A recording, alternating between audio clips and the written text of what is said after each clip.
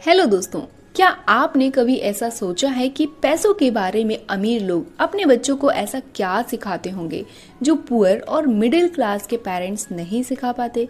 अगर नहीं सोचा है तो कोई बात नहीं, क्योंकि आज मैं आपके साथ शेयर करने वाली हूँ rich dad poor dad book summary. क्योंकि अमीर बनने के लिए बहुत जरूरी है कि आपका दिमाग अमीर बनने के लिए रेडी है या नहीं, और ये बुक आपको अमीर बनाने के लिए 100% तैयार करती है। एक्चुअल में rich dad poor dad book की स्टोरी इसी बुक के ऑथर रॉबर्ट टी कियोसाकी के जीवन पर आधारित है। इस बुक में वे अपने दो फादर के बारे में बात करते हैं, एक जो उनके रियल फादर हैं और दूसरे जो उनके मुंह बोले फादर हैं, यानी फ्रेंड के फादर। जो उनके रियल फादर हैं उनको वे पुअर डैड का टाइटल देते हैं और जो फ्रेंड के फादर हैं उनको रिच डैड का। उनके रियल फादर बहुत पढ़े लिखे, हार्ड वर्किंग और पैसे से एक टीचर थे, लेकिन वे पूरी जिंदगी पैसों के लिए परेशान होते रहे। इसलिए रॉबर्ट उनको इस बुक में पुअर डैड कहते हैं।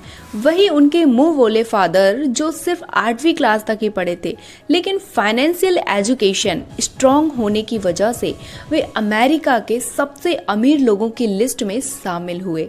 इसलिए रॉबर्ट उनको रिच डैड का टाइटल देते हैं। रॉबर्ट कहते हैं कि दोनों फादर्स की सोच और एडवाइस बिल्कुल अपोजिट थी।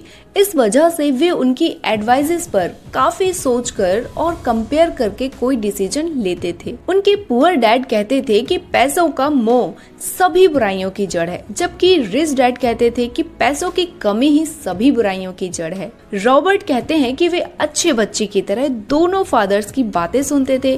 उन दोनों के विचारों में जमीन आसमान का फर्क होता था, लेकिन उन्होंने काफी सारे लेसन्स भी सीखे, जिनमें से आज हम 4 लेसन्स की बात करने वाले हैं, जो कि लाइफ में सफल बनने, अमीर बनने और हमेशा अमीर बनने रहने के लिए बहुत जरूरी हैं। तो वीडियो में आगे बढ़ने से पहले अगर आपने हमारे चैनल को अब तक सब्सक्राइब नहीं किया है तो जल्दी से सब्सक्राइब कर लीजिए, ताकि इस तरह की हेल्पफुल बुक समरी वीडियोस देखकर आपको भी आदत जीत के हो जाए।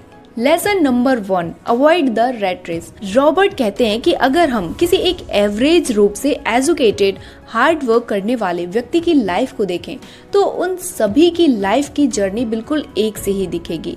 लाइक कोई बच्चा पैदा होता है, स्कूल जाता है, ग्रेजुएट होता है और प्लानिंग के अकॉर्डिंग किसी सुरक्षित कैरियर की तलाश करता है। शायद वो डॉक्टर, लॉयर, इंजीनियर या कोई और गवर्नमेंट जॉब करने लगता है। इसके बाद वो पैसों को खर्च भी करना शुरू करता है, ऑब्वियस है।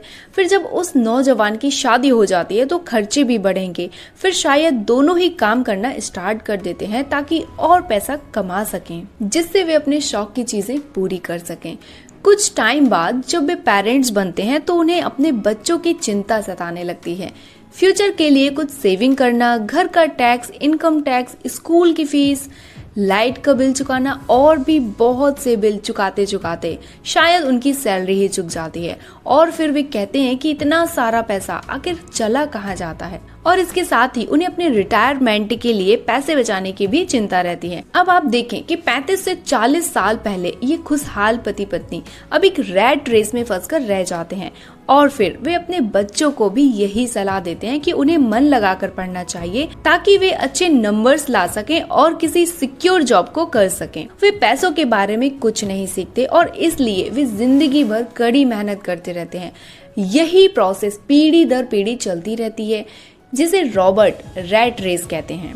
अपने बच्चों को एक एम्प्लॉय बनने की सलाह देने का मतलब यह है कि हम उन्हें जिंदगी भर अपने खून पसीने की कमाई से इनकम टैक्स और भी न जाने कितने टैक्स चुकाने की सलाह देते हैं। इसके बाद भी पेंशन की भी कोई गारंटी नहीं होती। हमें आज नए विचारों की बहुत ज्यादा जरूरत है और ये बुक हमें नए विचार देती है।